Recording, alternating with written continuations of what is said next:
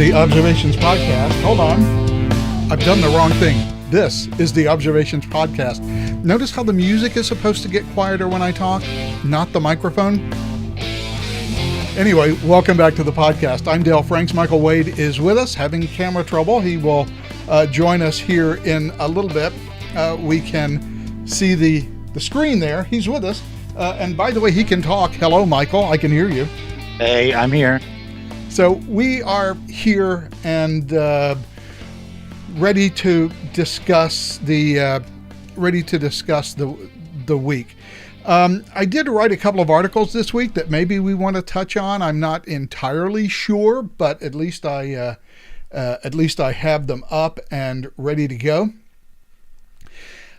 But I did want to talk about one thing, which is something that went on this week at MIT. And what happened was, we've been having all of these pro-Hamas protests, or, well, pro-Palestinian protests is what they're calling them. And they had an unauthorized protest. And technically, what's supposed to happen if you participate in an unauthorized protest and the police have to be called to clear you out, you get expelled from MIT. Those are the rules. MIT decided not to expel the participants because to do so would, if they were suspended, then it would invalidate their student visas and they would be deported. And so therefore, Sally Kornbluth, the MIT president, basically let out a statement that said, yeah, we didn't suspend any of the students who were participating because we were afraid they would be deported. Why shouldn't they be deported? That's a good question. Why are they here? They don't seem to like it here. Yeah, and that is really that's really one of the things that gets me about how this whole pro-Palestinian thing is being pushed in American universities. It's very, very troubling, especially when there are American students involved, and we'll have to talk about what we do about that a little later. But as far as foreign students go, why not deport them? I mean, they clearly hate the country. They're here to get a benefit from us. Don't we have the right to say, hey, we don't feel that we receive a benefit from you being educated here. Maybe you should go back to your own country and go to school. Oh, absolutely. I mean, especially when they agitate like they do, and talk about, all they do is come here and try to disrupt what we have going on. Well, I mean, if you didn't like it, then why did you come here? There's no requirement that you come here benefit greatly from all the advantages that you have living in an advanced capitalist society, and then complain about it and try to undermine it. I mean, we don't need to deal with you. You're not even a citizen. Yeah, that's the. I didn't want to get into it yet, but that's the whole problem, is that we just seem unable or unwilling, for whatever reason, to just take a look at immigrants and say, look, there's a couple of things that you just don't get if you come to America. First of all, you don't get free stuff. You don't get AFDC. You don't participate in the Social Security program. You don't get Medicaid. You get no social support whatsoever. It should, in fact, be illegal for anyone to get any sort of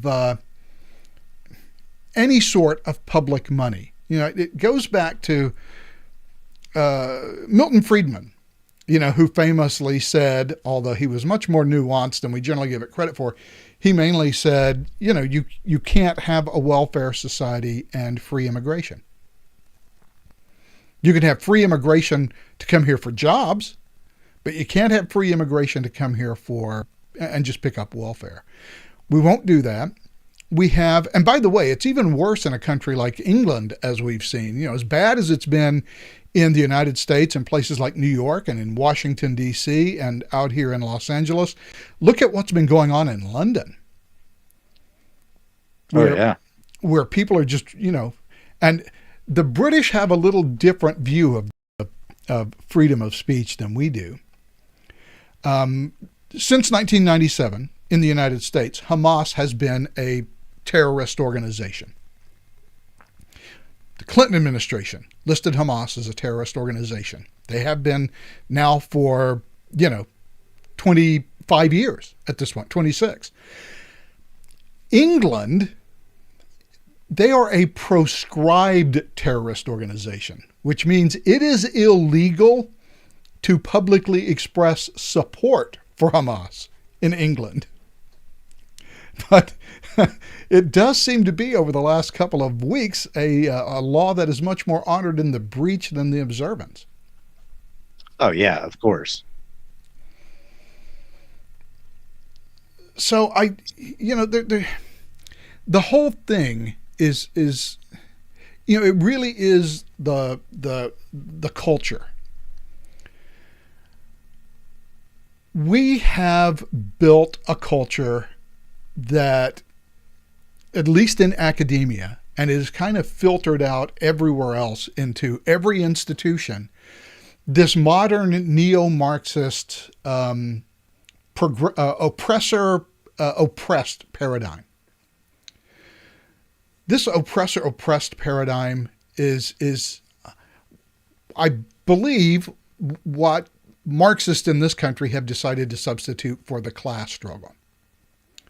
Absolutely. And it works way better than the class struggle, because this isn't, 1848, right?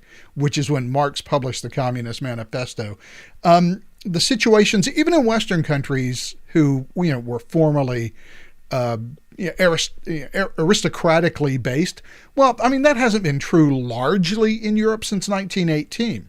I mean, there's no Kaiser, there's no French king, there's no real aristocracy in those countries. There hasn't been for like 100 years. Spain went under a fascist government from the 1930s to the 1970s when they reinstituted sort of a constitutional monarchy, but the president, or the king of Spain, doesn't really have a whole lot of power. It's a constitutional monarchy. The structure of all of these governments have changed post-1918. And the idea of the class struggle has become less and less relevant in the West as the years have gone on, right? So how do you replace class? Replace it with the oppressed-oppressor paradigm. Because now it doesn't matter what social class you come from or what your income class is, just by virtue of certain immutable characteristics, you get to be either oppressed or oppressors. And it's marvelously flexible, and it's an infection, and I don't know how to drive that infection out. Well, we only know of one certain way, and that's a really bloody revolution. But just in terms of culturally, how do you retard that, and how do you turn that around? Yeah, that's a really difficult question, because in the end, unless you can't really force people to believe something or accept something that they just won't do. It takes a long time to change those cultural norms, especially when they're being pushed from the top down. Probably some of the best things you could do is kill social media altogether. Well, there is one way that you could fix it, right? And that would be the way that we got here was via, and look, people on the left say there was no long march through the institutions. That's a conservative boogeyman. So there was no progressive conspiracy to take over all the institutions. And you know what? Maybe they're right. Maybe it wasn't a progressive conspiracy. Maybe they didn't use it was Antonio Gramsci, the Italian socialist, came up with the idea of war on position. What we call the Long March Through the Institutions came from a German socialist activist named Rudi Dutschke, who called it the Long War, or the Long March Through the Institutions. And it was basically Gramsci sort of regurgitated. Although, interestingly, it doesn't appear that he ever heard of Antonio Gramsci. But the idea behind that was, of course, to have this infiltration of the institutions and take them over from the inside. But at this point, it doesn't matter whether that was an intentional conspiracy that they managed to pull off. It happened anyway. And the only way to reverse it is for people who, what I guess we would broadly in American terms call the right, would be to create their own institutions, to re-infiltrate the existing institutions, work from inside and slowly change them. But that's the work of, a couple of generations. I don't know that we have the time to do that. No. And well, we need to start anyway, because otherwise it's always going to be too late. But it's certainly not something you can turn around in a matter of even a decade. I mean, it was a long march through the institutions. And Gramsci absolutely talked about that. He and his buddies, the Frankfurt School, this was not hidden. It's not in the fever dreams of the swamps of the GOP. Oh, no, look. This was actively... Go ahead. Go ahead. No, I was just about to say, well, yeah. I was just gonna... Gramsci wrote about it. I mean, he wrote an entire book about the war of position and how effective it would be. What he called the Russian Revolution was a war of movement. What he wanted to do, the war of position. Rudi Dutschke apparently came up with it, sort of de novo on his own and called it the Long March Through the Institution. But it was basically Gramsci's war on position. Dutschke's name stuck, but it's still the Gramscian idea, or Gramscian idea. But it doesn't matter how we got here. The fact is we're here, and I don't know how to reverse it. I mean, I know how. One way of reversing it is just to retake the institutions. But do we have the time to do that? Do we have 20 or 30 years to turn back to a more traditional America? I'm pretty sure that we don't. Yeah, I think the best we can do at this point, really, is creating alternative institutions. Now, one thing is helping, because remember, nothing happens in a vacuum. And it's helping that the normal avenues of cultural output that the left uses, movies, radio, TV, literature, that these are failing miserably with the public, And the Marvels over the weekend made like 27 million. Yeah, it's the worst ever for any Marvel movie. I mean, that's like a month's worth of filming. I mean, it's not even close to coming to break even. Yeah, and so these things are failing. You're seeing Disney fail. Movies and Hollywood in general are becoming less and less relevant. The TV shows that used to be on the prime channels that we used to all watch, The Cosby Show, Happy Days, Battlestar Galactica, whatever it was, everybody watched Seinfeld in the 90s was a big one, and like Friends or whatever. I mean, this was, the talk around the water cooler, right? We don't have that anymore. Unless you're up on the latest Netflix, binging craze, or, what's going on Paramount Plus, you really don't know what everybody else is watching and thinking about. And we don't have that commonality anymore. And so we've become a lot more fragmented. And Hollywood they still keep trying to put out these movies as if this very distorted worldview that they court is somehow normal, and it's just not. People aren't into it. They may not be politically enraged, or they just don't care for it. It's not something that they enjoy. And it's interesting that you brought up 1848, because that was a common complaint amongst the tried and true communist revolutionaries who are like, what is it with these people? They're more interested in being Czechoslovakians or Austrians than they are in being socialists. And that really bothered them because they couldn't figure out what they were missing. And I think we're kind of in a similar place here. So, like I said, the closest thing that we can do is start standing up our own sources of entertainment and media. And that's been happening for the last 20 years, albeit on a very small scale. Yeah. But it's starting to creep in because the left is just, they're going so overboard so quickly. I mean, this transgender craze was like nothing. And then all of a sudden, in a hot minute, we're all supposed to use different pronouns and like don't dead name people. It's like, what are you talking about? I mean, people are really upset and frustrated with this stuff.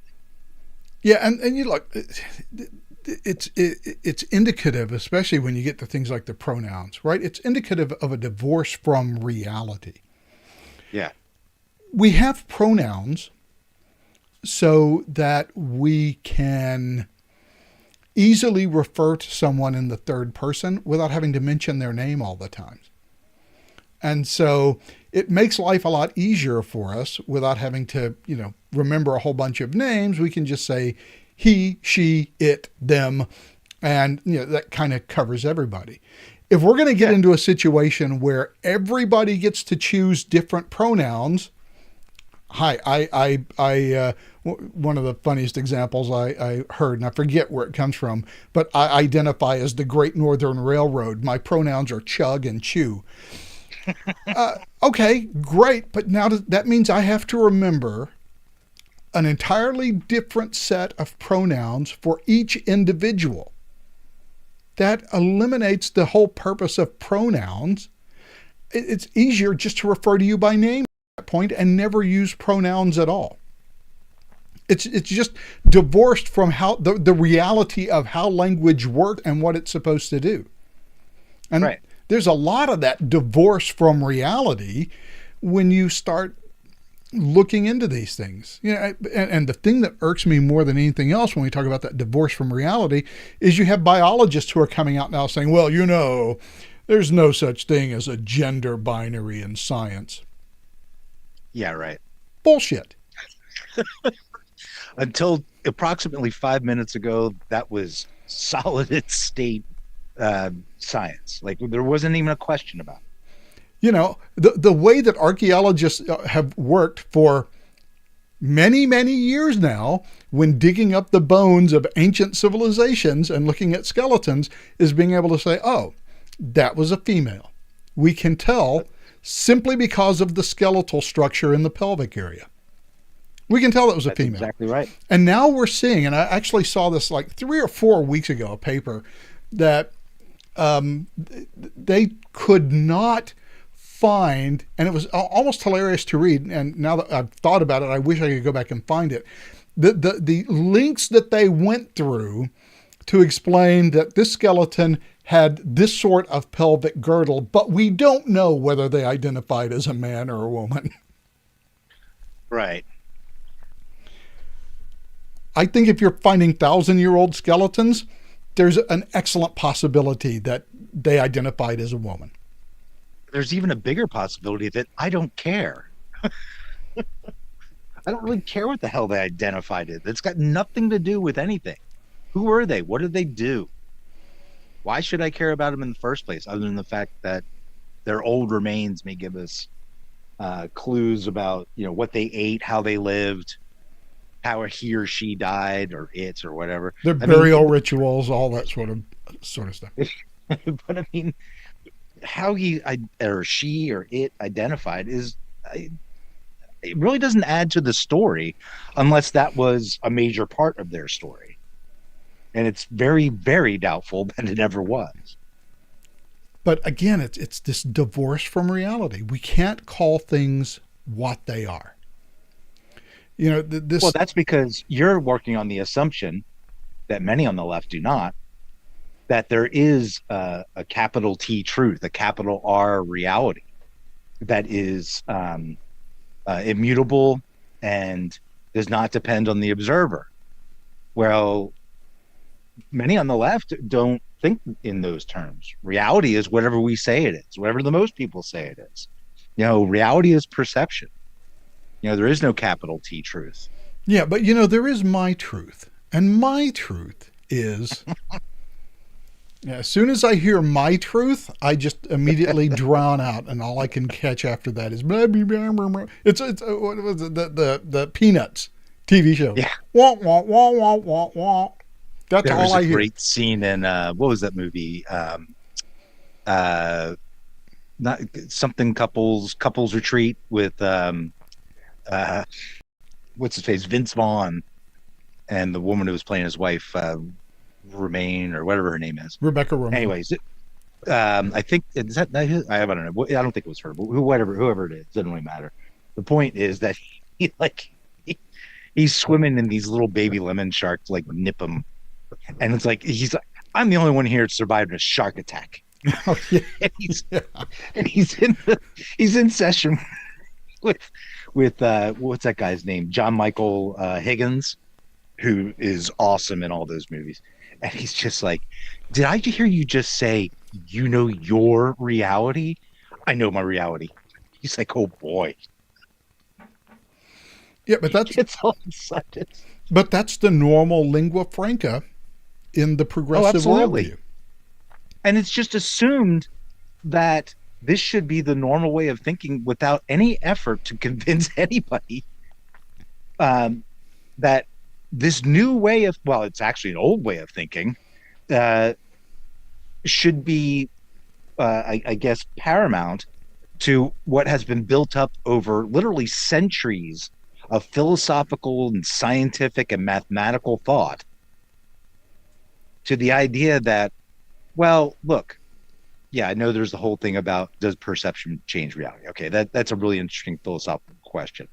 But in the end, it came down to, well, there is this thing that happens, and we're simply figuring out a language to describe it. Some people think math is the best language. Some people think physics. But whatever it is, we're simply trying to describe reality. We're not creating reality. We're not changing. It's not subject to our whims. As Rudyard Kipling wrote, the gods of the copybook headings will prevail. Yeah, no matter how much you might think you can fly, jumping off the Golden Gate Bridge will very quickly disprove that, no matter what you think flying. The reality is. Oh, yeah, you're flying in a single predictable direction. But you only get one. Yeah, you get one good flight, so make it a good one. I suppose part of the problem is that education was the institution that went first. Yes, absolutely. And once you see, you don't even really, and this is why I think I can give some credence to people on the left who say, well, this whole long march to the institutions, it never really happened. There was never a plan to do that. I don't think you need a plan once you control education. Once you control the teacher schools, you can indoctrinate the teachers. And once they get out into the real world, they will in turn begin indoctrinating their students. And when their students get out into the real world, many of whom, especially those who stay in higher education for advanced degrees, will end up going into academia. And then others will go into the nonprofits or into libraries. And so just by controlling education, you don't have to control every institution. You don't have to invade and infiltrate every institution. If you take control of education, not directly. If you take control of education, it'll take 30 or 40 years. You're worming your way in there, whether they like it or not. Yeah, because everybody who graduates from a major university, and just look at the ridiculousness going on at our premier universities, Harvard and Yale, and the outlandish things that they believe. And all these kids that believe these outlandish things. I think the people that go there now are well, they're dumber than a box of rocks. I mean, I have no confidence whatsoever that any of these people there have any merit at all, intellectually or otherwise. They may be able to sound intellectually correct because they can string together all the correct terms of the narrative. And so in that sense, I suppose they're at least somewhat intelligent, but they don't seem to have any reasoning capabilities whatsoever. And while I don't think that reasoning is entirely innate, some people are maybe more amenable to it than others. It's certainly something you can learn and learn to sharpen. Absolutely. And I think the best thinkers are those ones who have learned to sharpen those reasoning skills and to do so dispassionately. Yeah, well, and that's what college is supposed to anymore. Teach. Right. And it's the exact opposite now. They're being turned into little Maoist soldiers, essentially. I mean, that's what the Little Red Book was all about, was so that you'd have your constant talking points with you and always know how to denounce properly and advance the revolution. You know, that was paramount. That was the most important thing. I used to tell my undergraduate students repeatedly, when they would basically ask me for an answer whenever we were talking about, ethical questions or things like that. And I'd always tell them, my job is not to tell you what to think. My job is to teach you how to think.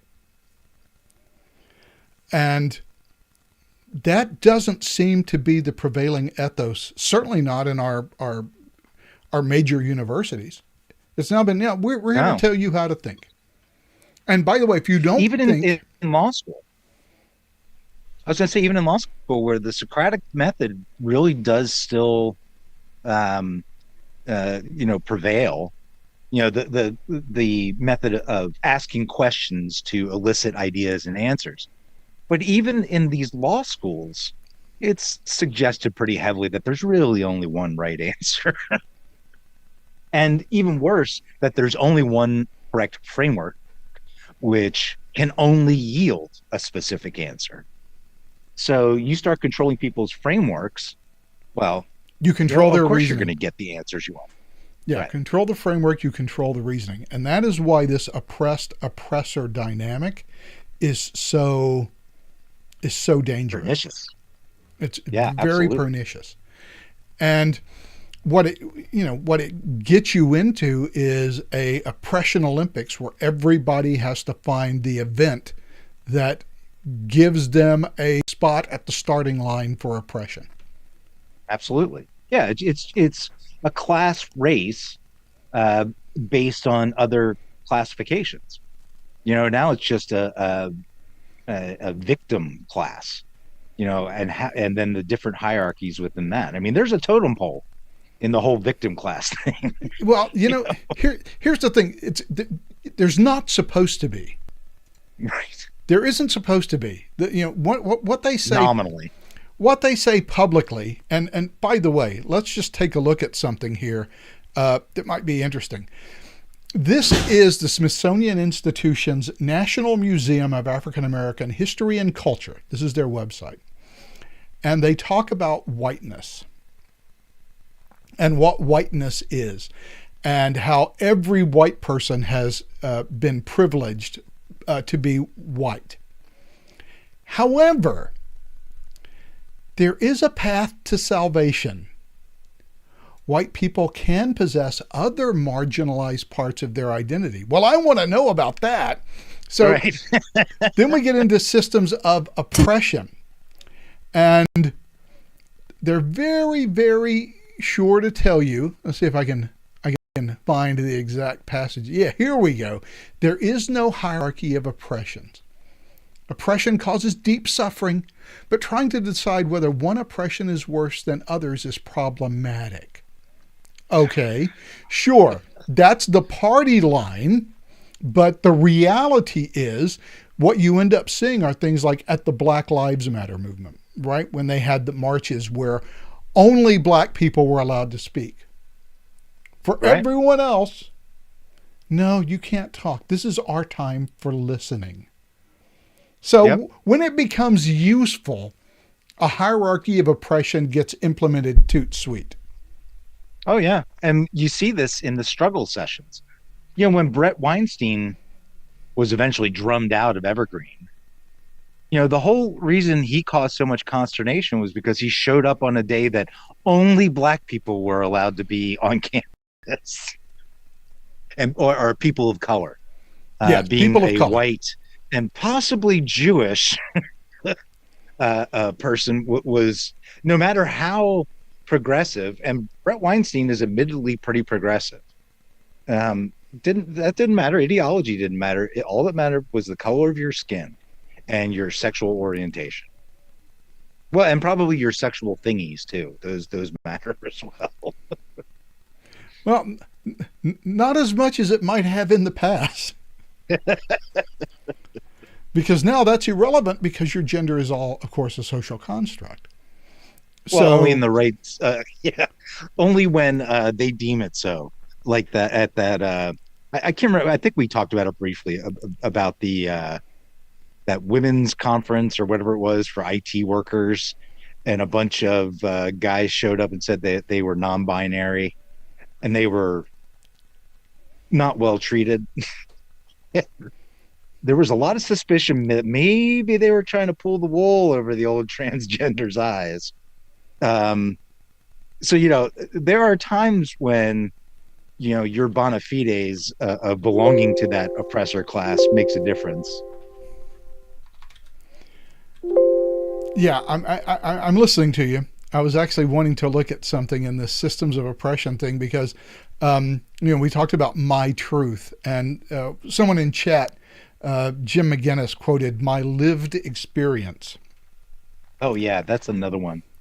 And they Um, can't decide on how to say that word. Is it lived or lived? It should be lived, but they're idiots. um, and I just wanted to point out, yeah, of course, here we go. Um, Oppression causes deep suffering, but trying to decide whether one oppression is worse than others are problematic. It diminishes lived experiences and divides communities that should be working together. Many people experience abuse based on multiple social identities. So there is a path to salvation, and that path to salvation is, of course, becoming oppressed in some way. Exactly. Yeah. So I identify as a two left-footed, one-armed, refugee from Armenia. Oh no, that's not good. Sudan. And by the way, when it comes time to be listened to, like in the Black Lives Matter protest, when we could only listen to what black people had to say because white people could not possibly have anything to offer to that conversation, because obviously their lived experience was different. Who ranks higher on the oppression scale in that environment? Is it the black conservative lesbian woman, who is, after all, black and who is Right. lesbian And a woman. and a woman, but she's a Hey, I conservative? just missed it. So does she beat the white gay male? I don't think she even beats the white straight male who is fully allied with the progressive cause. So even like I don't know, maybe a Chris Cuomo, or he's kind of maybe a weird example, but or maybe a Jake Tapper, Look, the thing somebody is, like that. it's genius. Oh I yeah, mean, it really is. It is so delightfully flexible when it comes to being able to assign people an oppression grade based on some immutable characteristics. And yet it is also rigidly inflexible when it comes to and political everybody knows the rules. ideology. There's no guessing at what the rules are here. We know the rules. Everybody knows the rules. And that's what's, oh, there are no rules for who's more oppressed than the others. Well, we all know that's bullshit. We all know exactly who's more in the hierarchy, who has more power than others. It's blatantly obvious, and it's on display almost every single day. We know the rules. They don't have to explain them to us. It's just they don't want to admit what the actual rules are because they're racist, they are bigoted, And they are essentially exactly what the left rails against, even though all of this stuff generally arises from the left. They just don't want to take ownership of it. And you would think, especially after over the last month, that of all the people who might have a claim to being oppressed, it would be Jews. Yeah. I mean, since Roman times, since 70 AD, it's basically been a history of persecutions, longer than that. pogroms, We can go back to the Exodus. yeah, discrimination. But they don't count, and they don't count now because Israel exists. Right. And so Israel now becomes the oppressor. And by extension, all Jews now become the oppressor. And so they don't. It's funny how anybody who is not in the favored classes is susceptible to guilt for all his or her class members for anything they do. But, when Hamas goes and tortures, kills, rapes, and mutilates a bunch of people, a bunch of civilians, well, look, they don't stand for all the Hamas people or even all the Palestinian people. We need to divide this down. Oh, really? Yeah, you're a representative of your class right up until the point it becomes inconvenient. And here's the other thing that really has irked me over the last couple of weeks.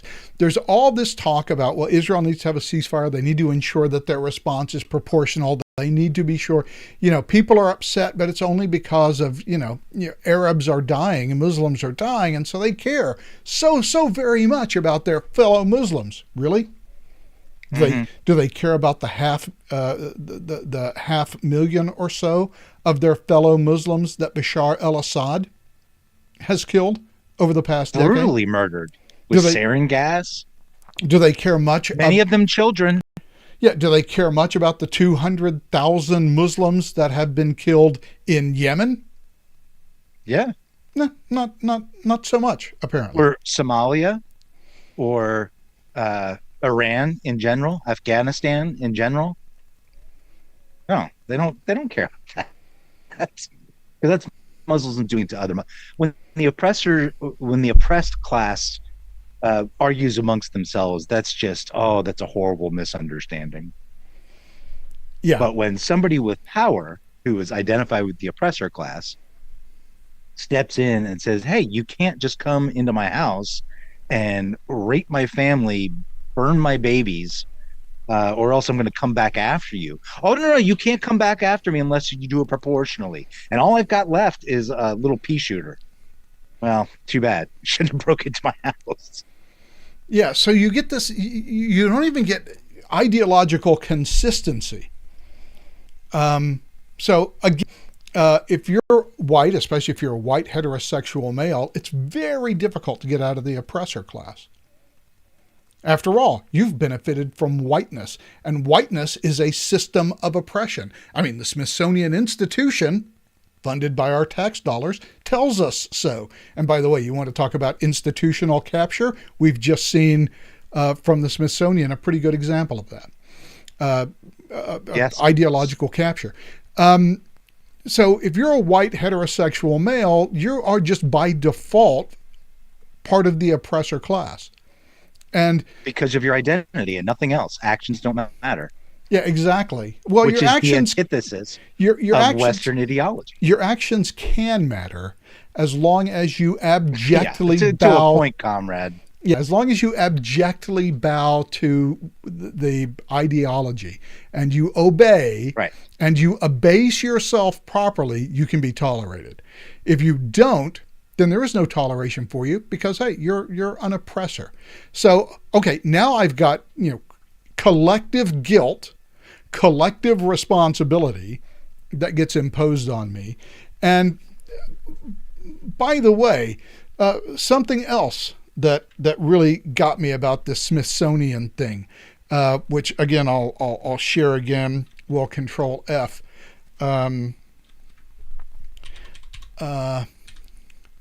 Color, do they have it as one word? Color blindness or color blind? It's not on this page. It's on one of these two pages. So I just got to switch to the correct page. So I think it may be on systems of oppression. And that's not what I wanted to do. I wanted to hit Control F and look at this. Oh gosh darn it, I can't find it. They have this whole section on color blindness that I came across, and how color blindness was basically, let's try it again. F. I'm hitting Alt instead of Control. Blind, not with a V, with a B, B-L-I-N-D. Okay, it's not on this page. I can't find it. But basically, it's on one of these pages at this. Wait a second. I know I can find it because I have the link. So let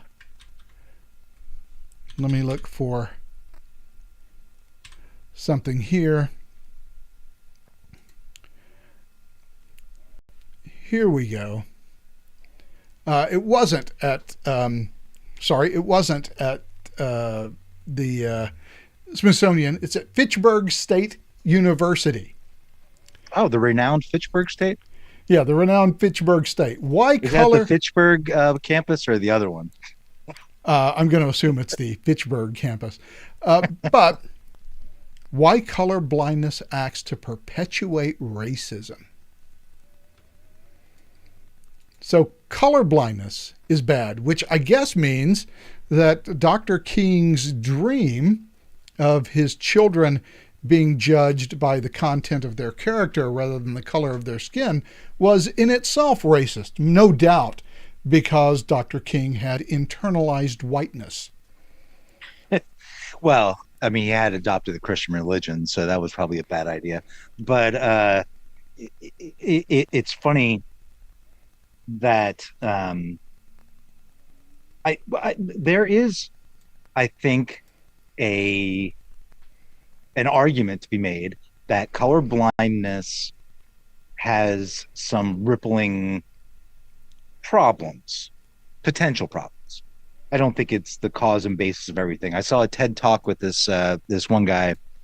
He's a black guy, grandfather. He's got a white granddaughter or whatever, and grandkids and whatever. And so, he's like, yeah, we're pretty colorblind. We don't really see it. But at the same time, you need to know that somebody else probably went through something different than you. And the color of their skin does make a difference. Okay. I think that's a good argument as far as it goes. What the left has done is not turn that into a thought or taken that from a thought experiment and turned it into a cudgel. That, oh, you're colorblind. That means you're just not willing to worship at the feet of the black man. It's like, what? Like, where do we get the whole point to colorblindness when you and I grew up, it was like, and that was when the whole thing about phobias started too, right? You're ignorant of them because, and you're scared of them because you're ignorant. You're prejudiced because you just don't know anything about them. Get to know people. Stop seeing them as a black person. See them as your schoolmate, as your basketball team player, your soccer team player, whatever, teammate. Look past that. And so that's kind of how we grew up. I mean, at least I did. And the fact that somebody was black or Asian or whatever, it sort of washes over me. It doesn't register anything other than, hey, you're different than I am. Okay. Guess what? So is everybody else in some way or another. I don't care if they look like me or not. But now it's been turned into, oh, you're colorblind because you don't want to see the atrocities and oppression that your race causes these oppressed peoples. It's like, what? First of all, you never have presented me with that case that just being white actually oppresses people.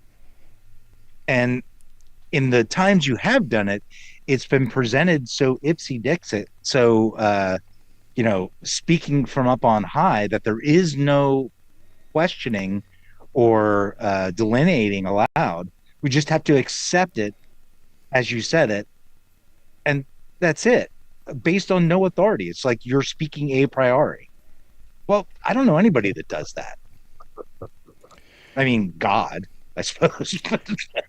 And the other insidious thing is the way that it it defines oppression down. Yes, absolutely. Well, just like they're defining genocide now. Yeah, I mean, look, if you talk about oppression, if you just look at the dictionary definition of oppression, it is um, uh, prolonged repression. Basically, it is brutal and it is unfair. It is life threatening, but that's not the way that they use it.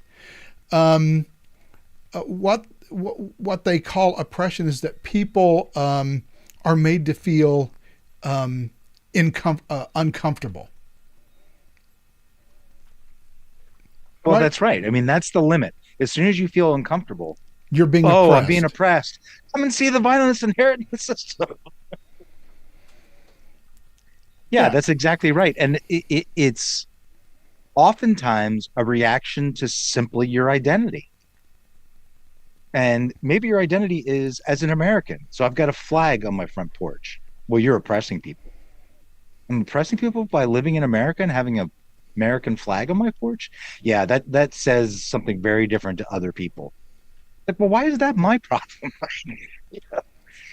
This wasn't intended to send some complicated message. It was, hey, I'm proud of my country. I love my country. Yeah, well, your country sucks. Well, then get the fuck out. We're right back to the square one. Yeah, we're right back to, what responsibility do we have to, or well, I don't even want to say responsibility. How do you go about fixing something like that? I mean, it seems to me that if you can't do it through culture because it takes too long and your society may not survive long enough to finish that work, then you fall back on government action. And I can't imagine uh, a worse option than government action, because that is Right. almost invariably going to turn oppressive.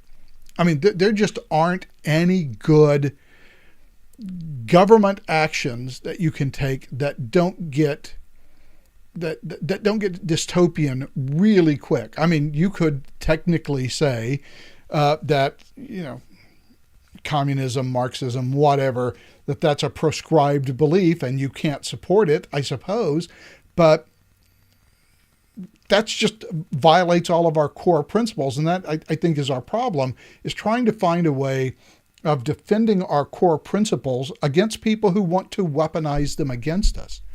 And having the government try to do that is to destroy the village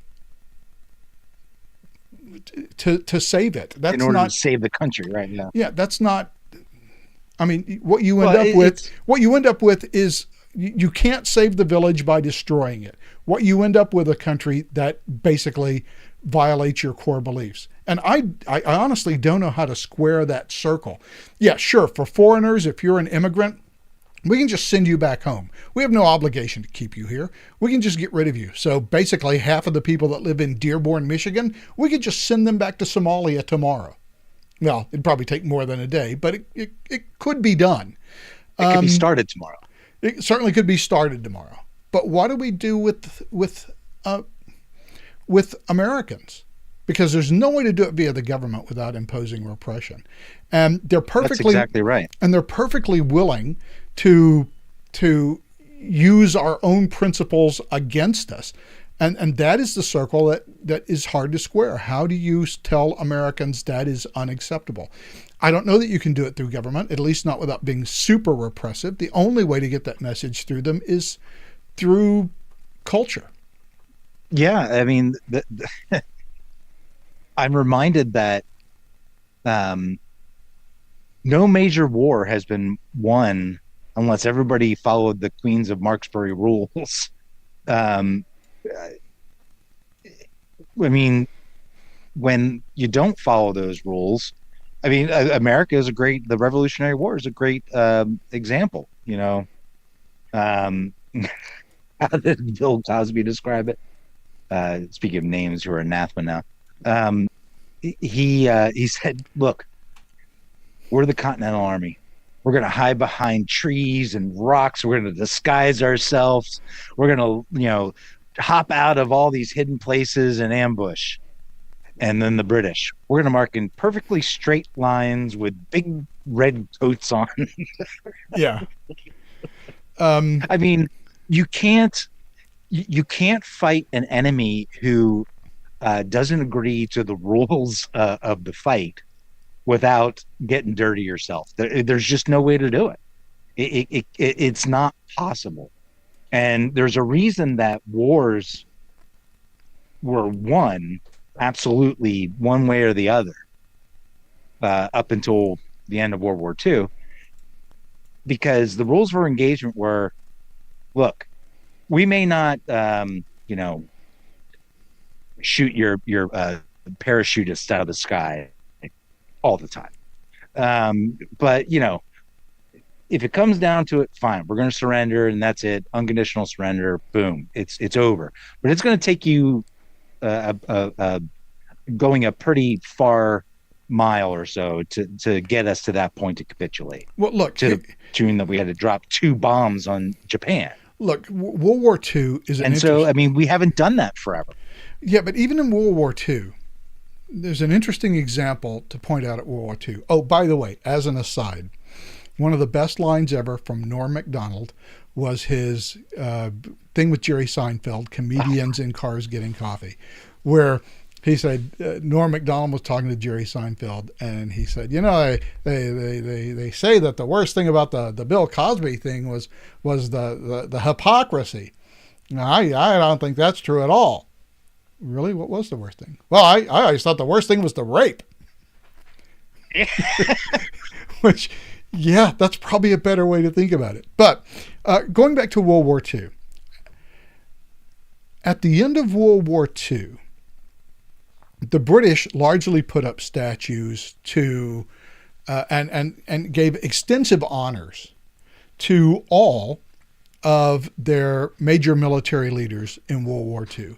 Bill Slim, Bernie Montgomery, all of them. They all got their medals. They all got their lordships and their knighthoods, and they all got statues put up to them, except for one guy that they didn't really want to acknowledge.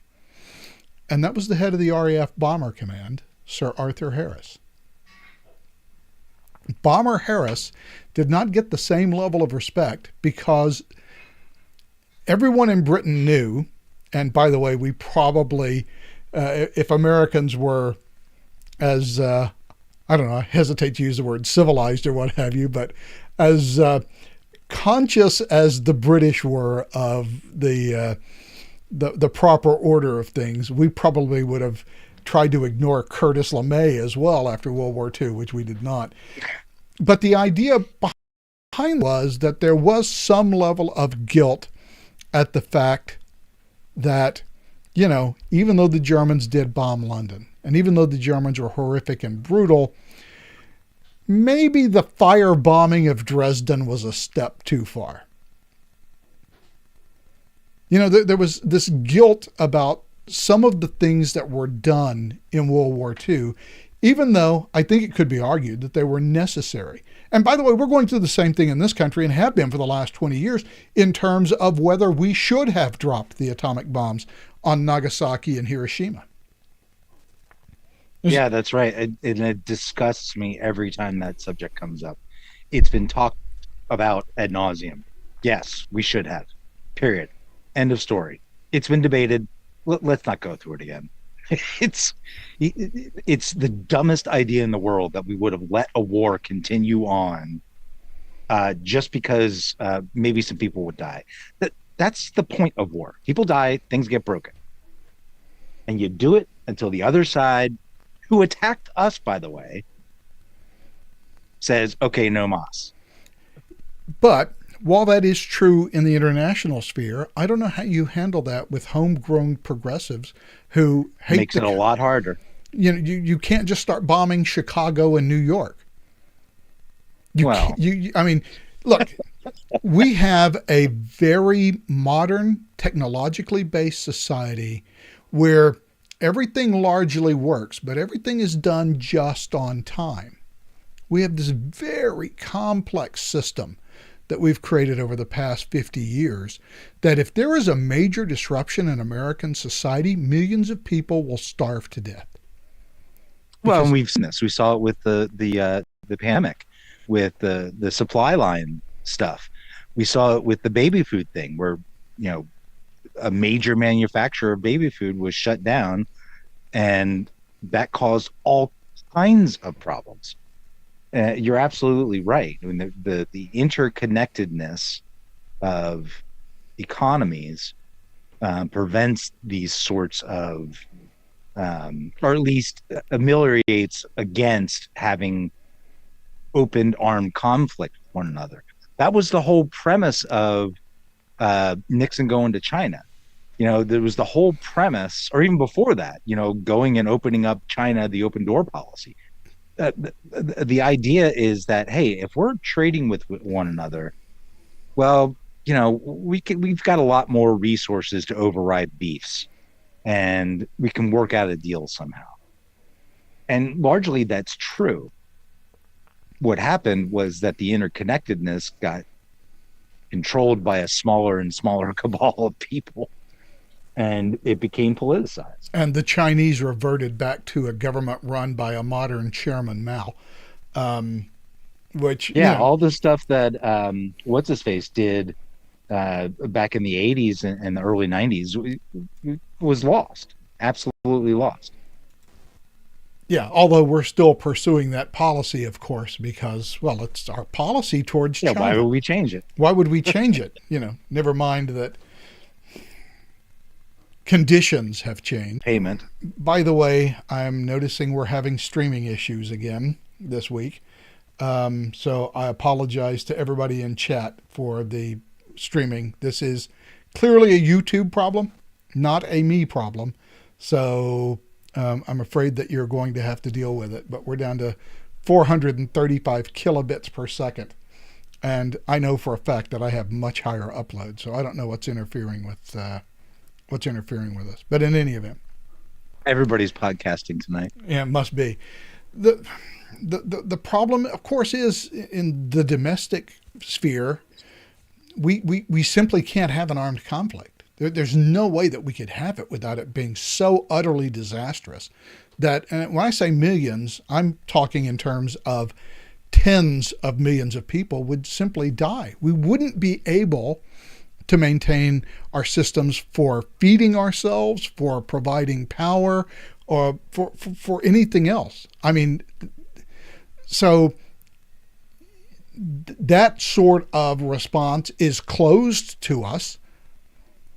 So what are we left with for fighting these people? And that's what we've been thinking about this. I've been thinking about this for a couple of weeks. I just don't know what the answer is.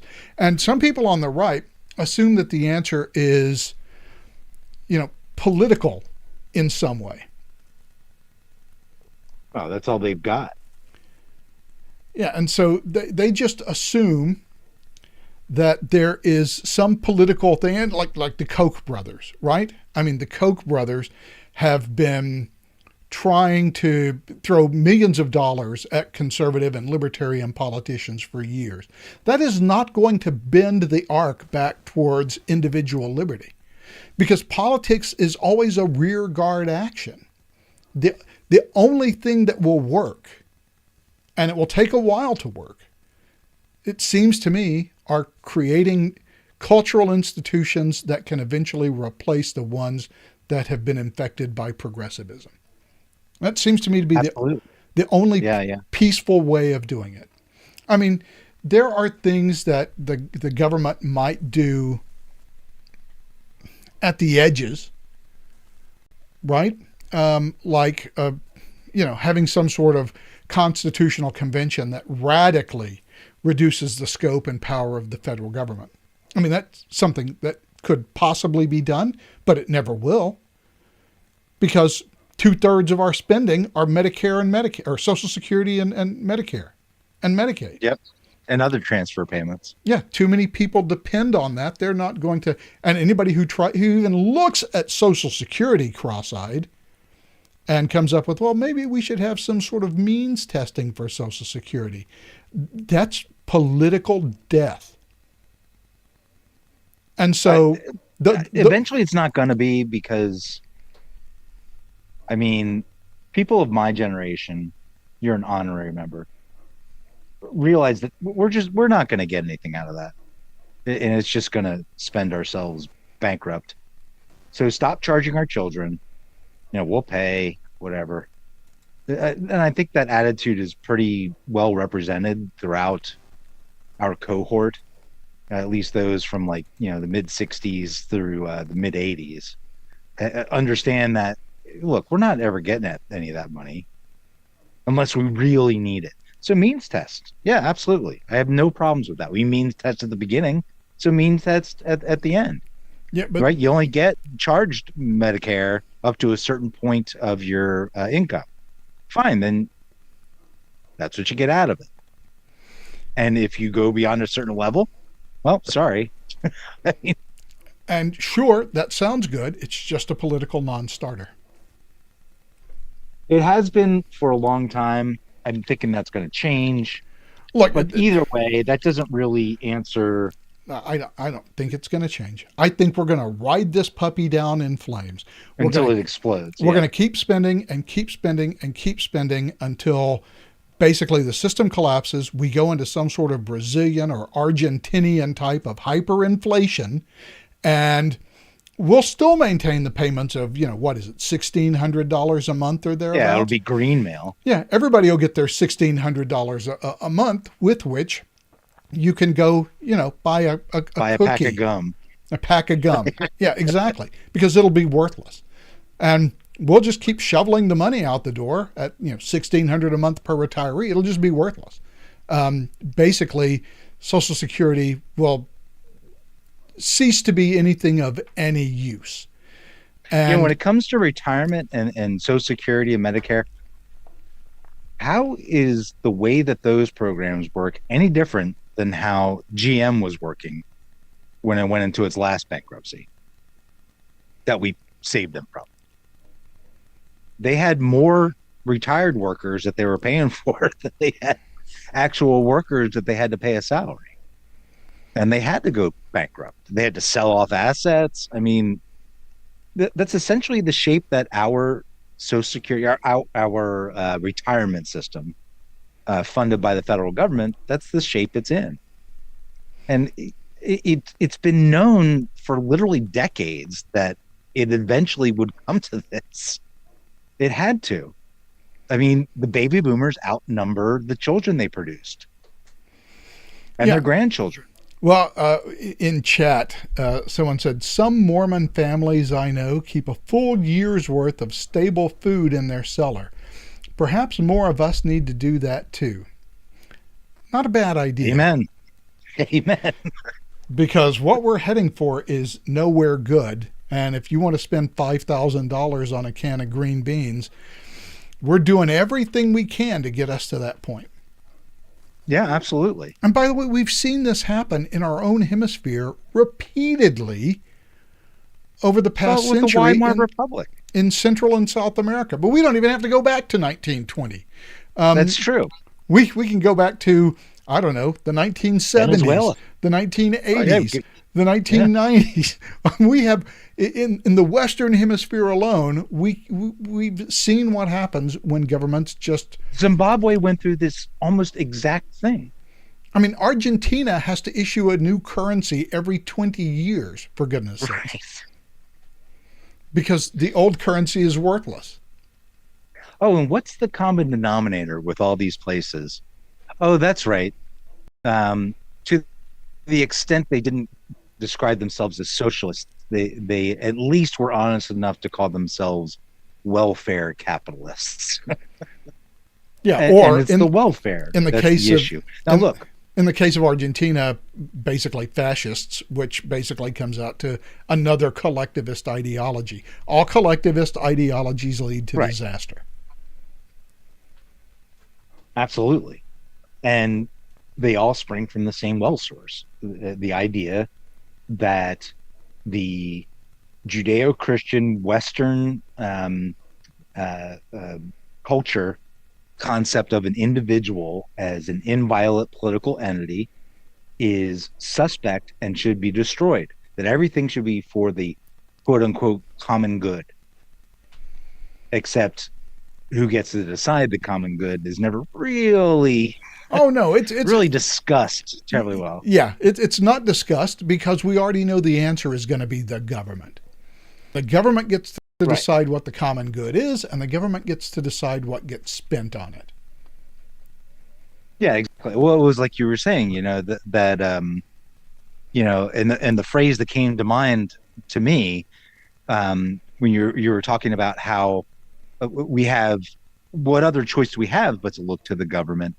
Far too many people see that as a perfectly anodyne option. False choice. But when you have government, if you have government plus emotion or power plus emotion, you've just got you're in a crucible that is going to end in disaster. I mean, it'll take longer some places than others, but if that is the basis of your form of governance is power and passion, power and emotion, you can't go anywhere good because you cannot respond to what actually needs to be responded to. You certainly can't look down the road as to what needs to be avoided because you have to respond to emotions. Emotions are now.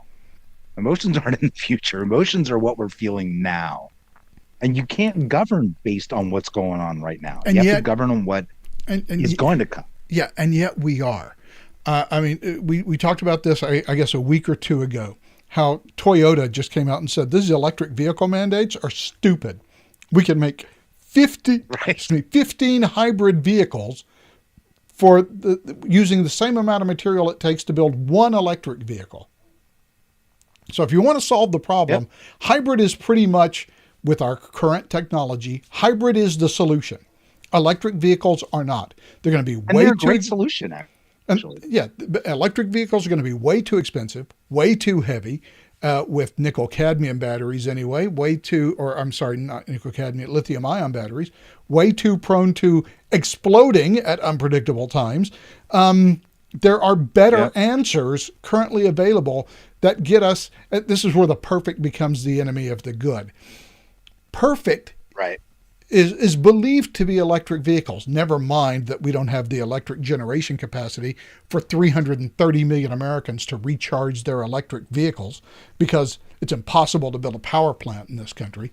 Never mind the trillions that it would take to build out the infrastructure for all electric vehicles so that we have as many electric vehicle charging stations as we have gas stations. Although that's where those jobs are going to come from, man. Come on, man. all those green jobs pursuing a entirely unnecessary solution. It's a solution to a problem that has been identified and then celebrated by the left for now. Well, I guess it's really the 70s, but really the 80s is when it ramped up. This whole global warming, now it's climate change. It's gone through many iterations. It was global cooling, it was global weirding. There's lots of things. But all to solve this problem that's been created entirely by governments. We don't actually have any physical evidence that any of this stuff is causing harm. Matter of fact, we have a lot of evidence that to the extent, and we know for a fact that we have slightly warmed since the middle of like the 1800s or so. Yeah, the little ice age, which ended in 1830. But we haven't, it's been a couple of degrees. It hasn't been anything outstanding. And carbon does not seem to have a hell of a lot to do with it. I understand why it seems like it could, but the evidence does not suggest that. So instead, what we have is the government stepping in saying, well, look, we can fix this problem through force. We'll just not let anybody use this stuff. And then everything will be good and right, and we'll be at the right temperature for the rest of eternity on the planet. I would just point out that humans contribute about 3% of all the CO2 in the atmosphere. And also that if it has not happened already while we've been in the podcast, we're about to have what appears to be a major volcanic eruption in Iceland that will, in the next couple of weeks or so, emit more CO2 into the atmosphere than all human activity combined. Oh, not to mention debris, which will refract light and heat. Particulate matter, yeah. But once government has decided, and they have in the United States, and look, largely have in Europe as well. In Europe and Australia and Asia. Electric vehicles, parts of Asia. Electric vehicles are the answer. And we'll just all drive our electric cars. And I wonder how many people realize that electric cars have been around since about the 1910s. And they didn't sell back then in the 20s either, because they were basically useless. They had exactly the same problems you have now. I don't know if they set on fire. Yeah, but you couldn't go very far, and you couldn't go all that far in a regular combustion engine either. Not back in those days. Yeah, back in the 20s, if you got 60, 70 miles out of a few tanks of gas, 2 gallons of gas, yeah, that was pretty good. But nobody was worried about that then. They were worried about power. Horsepower was all the rage. Yeah. EVs couldn't produce it, and they sure as hell couldn't last. Not back then. And they still can't. They still have the same problems. Government is always setting up the perfect as the enemy of the good. Always. And here's the weird thing, in business, we talk about the Pareto principle, right? Mm-hmm. 20% of your issues, or 20% of your employees, or 20% of your customers, whatever it may be. It's the 80-20 principle, right? 80% of your problems are caused by 20% of the causes. Right. The other 80% contribute 20% to the problem. So just in a normal Pareto analysis, you would think they would say, well, we can get, 80 to, well, and in the specific case, say, of hybrid vehicles, we can probably get 90 to 95% of where we want to be simply by pursuing hybrids. Yeah, just organically. That will just happen organically. Right. I mean, your vehicle is basically powered by electrical power. There just happens to be a small generator that generates the electricity to recharge as you drive. It turns on and off as it's needed. And it seems to work fine. Formula One are driving around in 1.6 liter, 6-cylinder hybrid vehicles at 212 miles an hour down the straight. Right. Seems that hybrid... Which is how, let's be honest. That's just like animal husbandry and, bear baiting and all that stuff, greyhound racing. Like, all those things were done to test the efficacy of, these particular animals. NASCAR was born out of the idea to test certain engines. F1 was born out of the idea to test performance. All these things are testing grounds. And when you have on the testing grounds these hybrids that can do so much more than your conventionally powered gasoline engines, well, yeah, that's when you start taking a look. It always starts out way more expensive. I remember when microwaves cost $2,500. Yeah. And that was on a yearly salary, average salary of around $10,000 to $13,000 a year. Yeah, that was a good 3 months of income to get a microwave. Right. and they suck. They're not even as good as the little, 1,000-watt ones you get now. Oh yeah, you can walk into maybe 500, 600 watts tops. You can walk into Walmart, get a 1,000-watt microwave for $50 or $60 at this point. Right. But it takes somebody doing the expensive work of R&D to get to that point.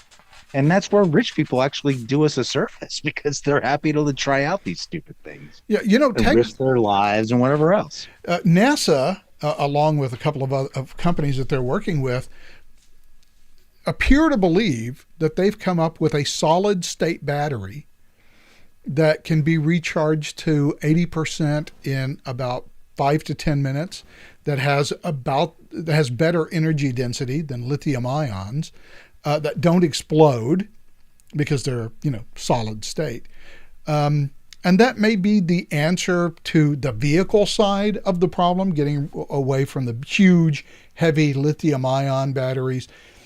Okay, great, but even if that's true, it doesn't solve the power generation problem, which is another. No, it doesn't. That's right. Which is another order of problem entirely, which is that you can't build a whole bunch of power plants because. Well, you can't. You're right, because you can't scale both one at a time. You have to scale them at the same time.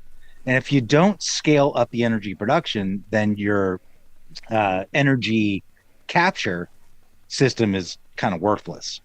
I mean, it doesn't make much sense. There's only so much energy out there. It's a finite set of energy. So if you can capture it, keep the vast majority of it. And that's always a problem, latency. I mean, you don't know how much latency there is in a system until you actually test it.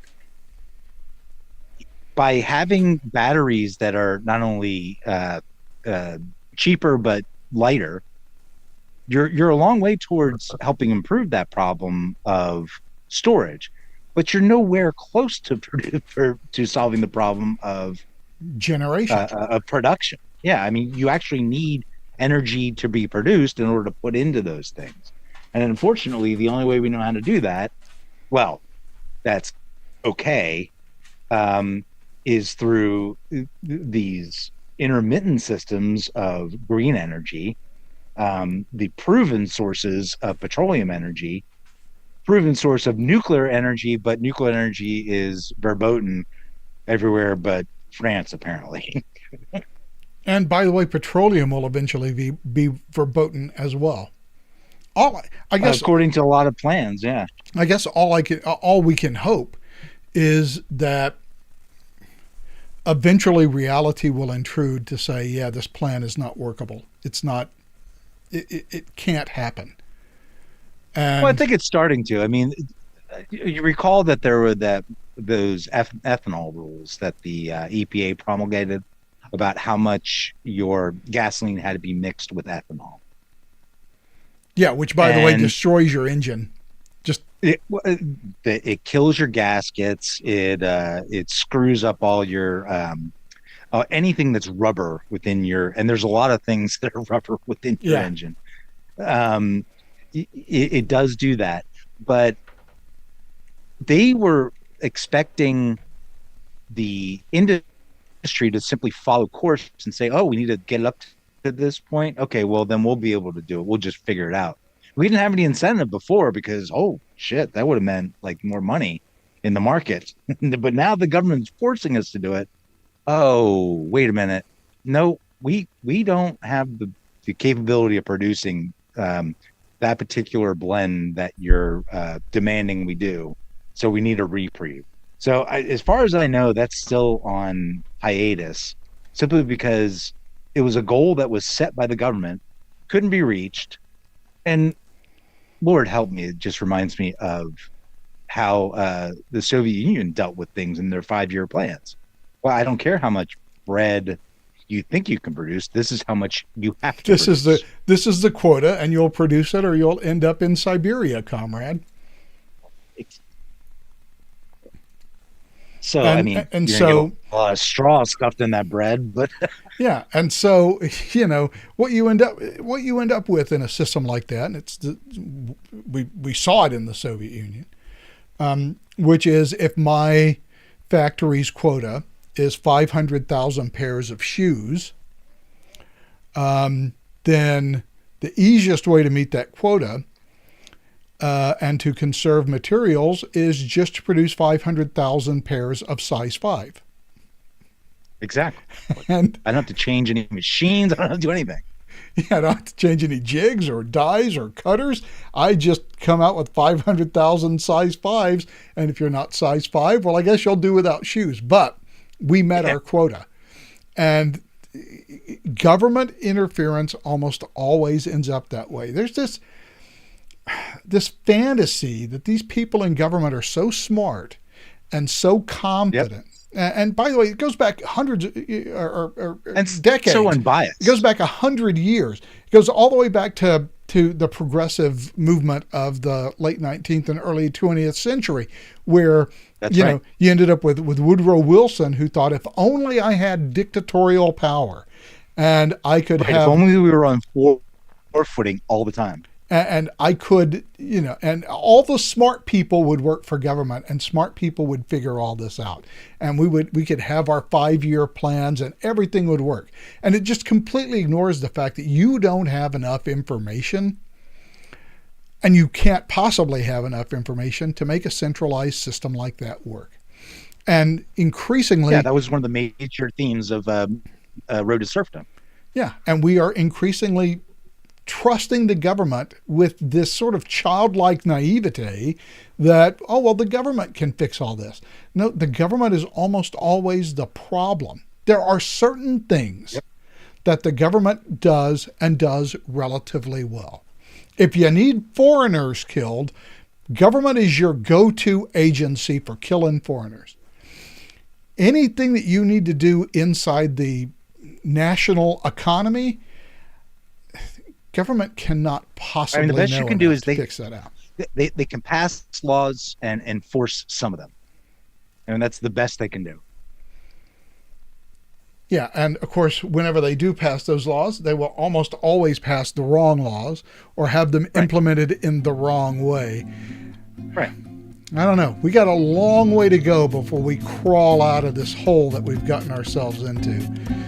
But we're not going to crawl out of it tonight, although we are going to crawl out of this podcast, I guess. So, Michael, as always, thanks for being here. We'll look forward to talking to you again soon. All right, bye. You've been watching or listening to, if you're listening to the audio version of the Observations podcast for Sunday, the 12th of November, 2023. Thanks for joining us on the podcast. Hope you'll be with us again next time. Until then, have a great week. So long.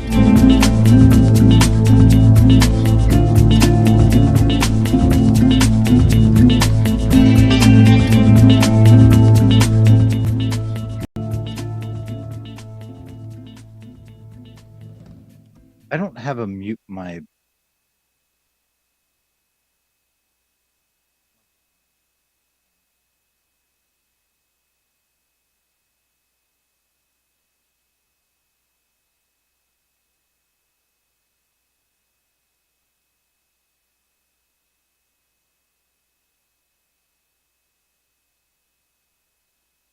Okay, the stream is over.